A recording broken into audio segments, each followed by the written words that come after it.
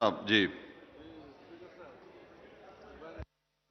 Thank you speaker साहब, आपने एक दर्दनाक खौफनाक वाक़े पे बात करने का मौका दिया है।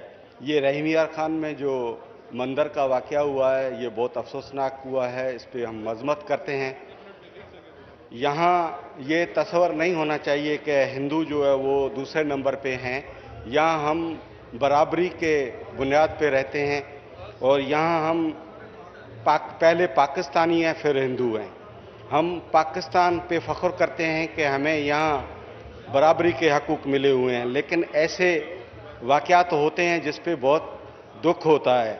मैं आपको इस हाउस में ये कहना चाहूँगा कि इस वाक़े को हमारे चेयरमैन बिलावल भुट्टो जरदारी साहब ने नोटिस लिया था और उन्होंने मजम्मत भी की थी और कहा था कि इन कल्प्रिट्स को जल्दी पकड़ा जाए। मैं यहाँ इस हाउस में ये दुख से कहना चाहूँगा कि ये एक वाक़या सिर्फ हिंदू मज़हब के हवाले से नहीं है। इस्लाम में भी ये कहा गया है कि हिंदू मज़हब या कोई भी मज़हब हो उसको तहफ़्फ़ुज़ करना चाहिए। यहाँ हमारे चेयरमैन बिलावल भुट्टो जरदारी साहब ने नोटिस लिया।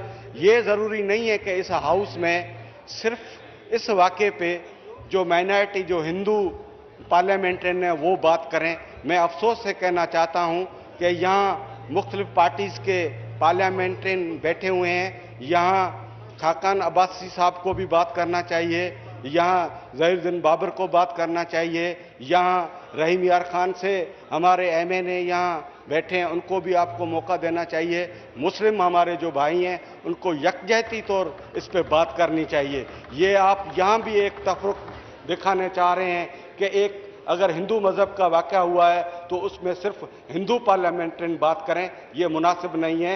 यहाँ हमारे जमात इस्लामी से बैठे हैं, यहाँ जमात इस्लाम से सबको मौका दे रहे हैं जी। आपको किसने कहा है कि ये बात हुई है? आपको किसने कहा है ये बात? आपको किसने कहा है? तो ये सिर्फ आप ही अपनी तरफ से शुरू हुए वाली बातें कर रहे हैं। सबको मौका दे रहे हैं, पूरे ईवान को मौका दे रहे हैं। आपकी मेहरबानी होगी, अपनी तरफ से बातें ना करें इस तरह की। मेहरबानी होगी अगर बहुत